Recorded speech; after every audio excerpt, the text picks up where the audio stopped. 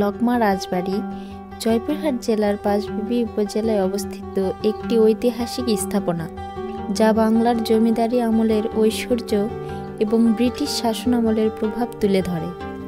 এটি একসময় জমিদারদের আবাসস্থল ছিল, যা এখনও স্থানীয় জনগণের কাছে ইতিহাস ও ঐতিহ্যের সাক্ষী হিসেবে পরিচিত।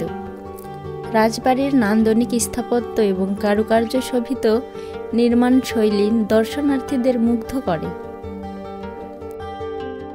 এই রাজবাড়ি নির্মিত হয়েছিল জমিদারি প্রথার শাসন আমলে।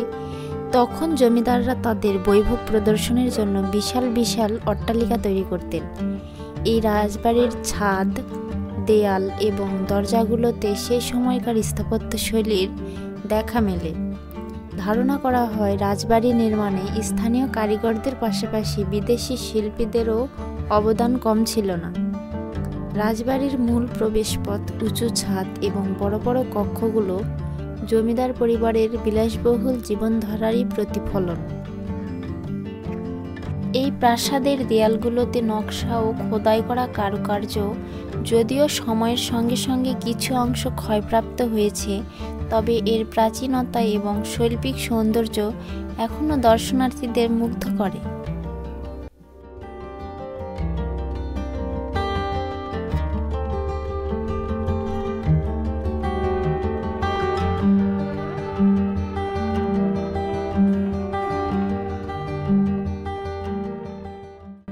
বর্তমানে লকমা রাজবাড়ি কিছুটা ক্ষতিগ্রস্ত অবস্থায় রয়েছে। অনেক অংশ ভেঙে পড়েছে এবং সঠিক রক্ষণাবেক্ষণের অভাবে এটি ধীরে ধীরে হারিয়ে যেতে বসেছে।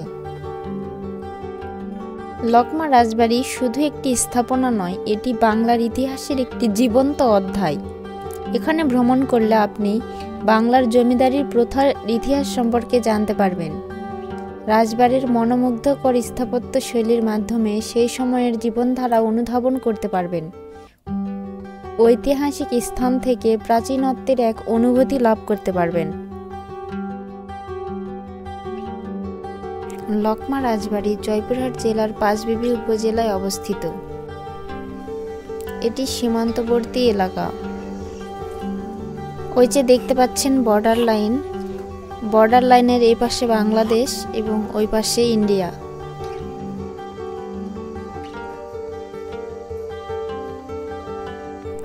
ঢাকা থেকে লকমা রাজবাড়িতে আসতে হলে বাসে বা ট্রেনে প্রথমে জয়পুরহাট অথবা পাঁচবিবিতে আসতে হবে।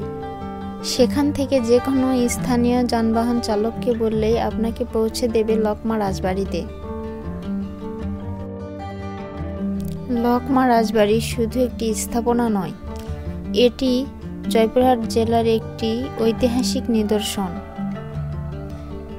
এটির যথাযথ সংরক্ষণ প্রয়োজন, যাতে ভবিষ্যৎ প্রজন্ম বাংলার এই গৌরবময় অধ্যায় সম্পর্কে জানতে পারে। আসেন, আমার ভয় লাগতেছে, আসেন একসঙ্গে নামি। ভিডিওটি কেমন লাগলো অবশ্যই কমেন্ট করে জানাবেন।